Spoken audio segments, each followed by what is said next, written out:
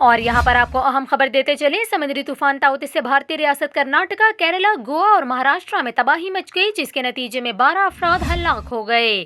سمندری طوفان تاؤتے بھارتی ریاست گجرات کے ساحل کی جانب بڑھ رہا ہے اور اس کے کل تک گجرات سے ٹکرائے جانے کا امکان ہے۔ آپ کو بتائیں، گجرات کے ساحل پر سمندری لہروں میں تیزی آ چکی۔